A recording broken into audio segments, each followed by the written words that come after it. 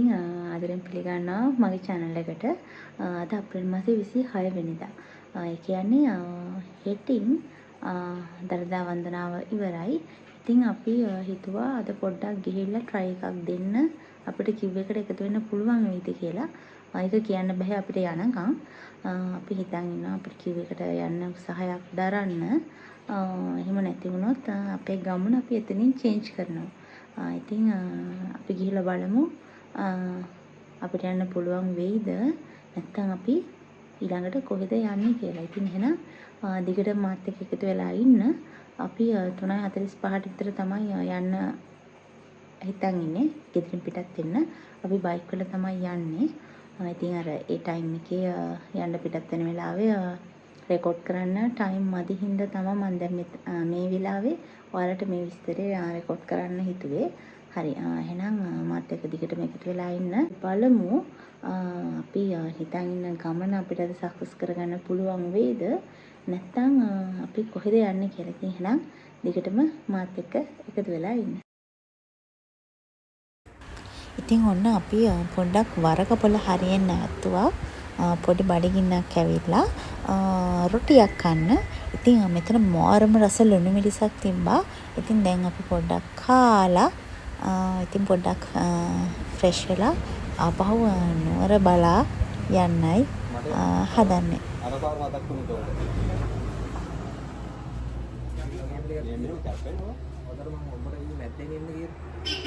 ඉතින් හොඳ සරල ලුණු මිරිසක් එක රොටියක් කාලා උණු තේකකුත් බීලා අපි ආපහු අපේ ගමන පිටත් වුණා.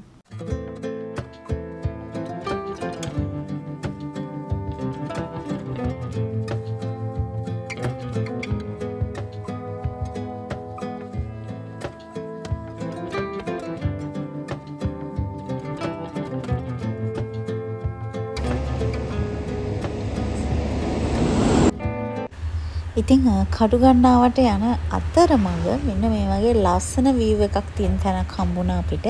අපි ඉතින් එතන පොඩ්ඩක් නැවැත්තුවා view එක ෂොට්ටක් බලන්න. මාර්ම ලස්සන view එකක් තිබුණේ. අපි දැන් නුවරට යන ගමන් ලස්සන view එකක් තියෙන තැනක් හම්බුණා යන අතරමඟ. ඉතින් අපි ඒකින්දා මෙතන චුට්ටක් නැවතුණා. අපි බලමු අද අපි ප්ලෑන් කරලා තියෙන ගමන අපිට යන්න පුළුවන් වෙයිද කොහොමද කියලා. ඉතින් දැන් මෙතන චුට්ටක් වෙලා ඉඳලා අපි ආපහු නුවර බලා යන්නයි සූදානම් වෙන්නේ. ඉතින් හුඟ කාලෙකින් එළියට ආවේ. ඉතින් මාර්ම රිලැක්ස් එකක් දැනෙනවා. ඉතින් අපි බලමු තවත් වෙලාව යවන්න නැතුව අපි නුවර බලා යන්නයි මේ සූදානම.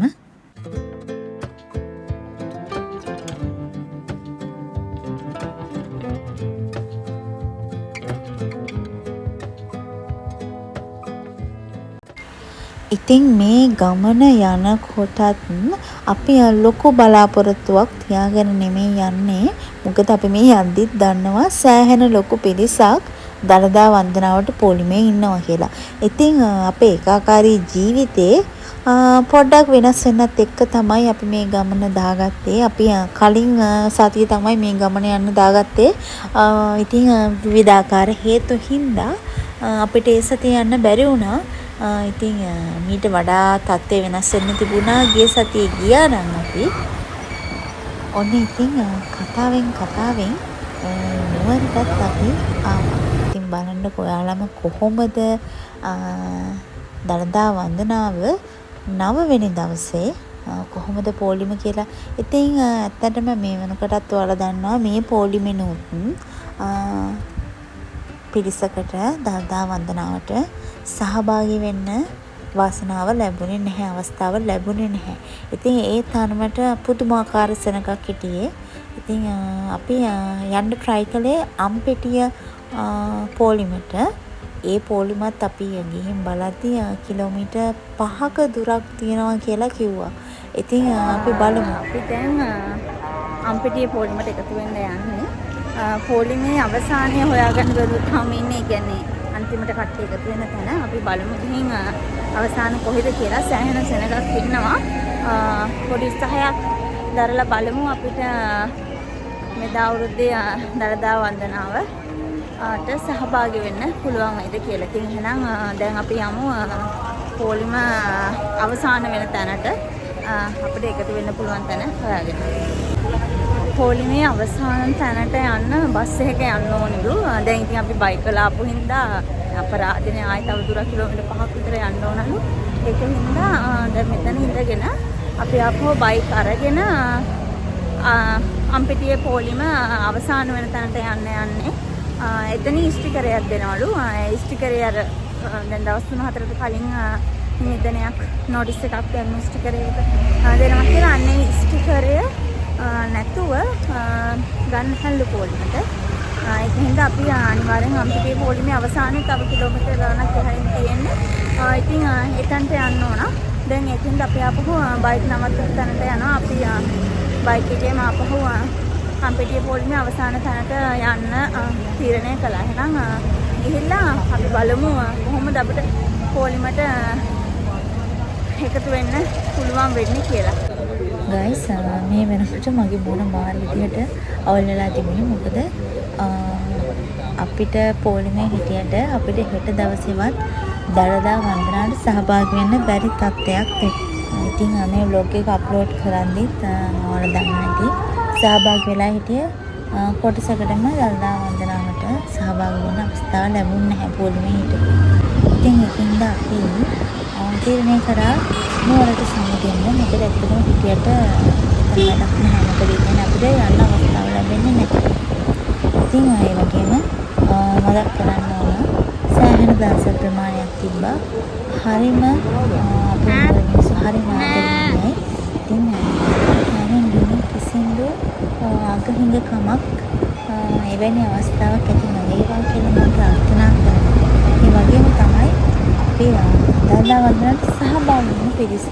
ඉතින් 70%ක් විතරම ස්වයං විනයක් පවත්වා ගන්න ඕන පිරිසක්. ඉතින් මම හිතනවා මින් ඉදිරියටම එයාලා තමන් ගැන තමන්ගේ රට ගැන හිතලා තමන්ගේ ස්වයං විනයක් පවත්වා ගන්න කියලා. යම් යම් අඩුපාඩු තියෙනදී අපිට අනිත් අයගේ අඩුපාඩු ගැන වැඩක් නැහැ. අපි අපේ වැරද්ද හදා ගන්න ඕන. අපි අපේ විනය හදා ගන්න ඕන. එතකොට මීට වඩා ලස්සන වෙයි හැම දෙයක්ම. තමන්ගේ වැරදි තමන් හදා ගන්නවා නම් එහෙම හැමෝම හැදෙනවා නම් බොහෝ වැරදි මග හරවා ගන්න පුළුවන්. ඉතින් අපි එහෙනම් ගෙදර යමු. අපි යන ගමන් ප්ලෑන් කරා මග නාන්න පුළුවන් තැනකින් පොඩ්ඩක් නාලා එහෙම ෆන් එකක් අරගෙන යන්න. අපි බලමු ඒ අයිඩියා එක අපිට කරන්න පුළුවන් වේද කියලා.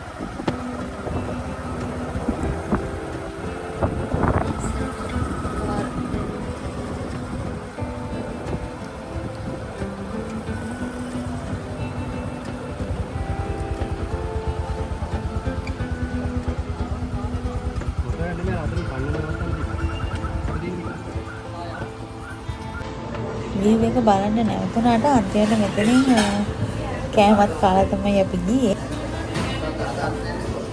දැන් අපි සුට්ටක් මෙතන කඩුගන්නාවේ කරන පාර ළඟ නැතිතුවක් කන්න මෙතන කඩයක් තියෙනවා. එතන කෙලින්ම ඉතින් ඔයාලට එතනින් කෑම කන්න පුළුවන්. දැන් රසගුත් වෙන්න යන්නේ. එහෙනම් අපි ඉක්මනටම යමු රසකක් වෙන කඩේ.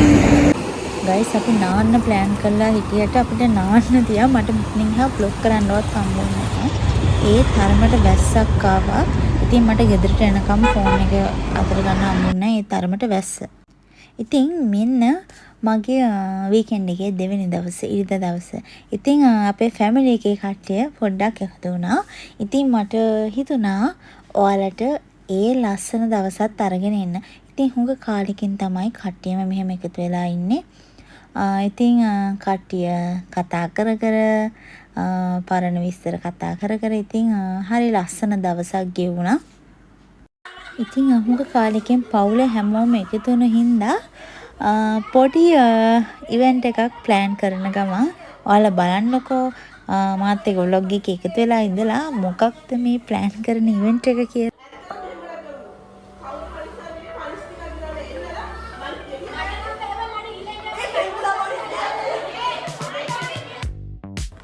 කතා වුණ විදිහටම ඔන්න කට්ටිය ඉතින් බනිස් කෑමේ තරගයක් තියන්න තමයි හදන්නේ.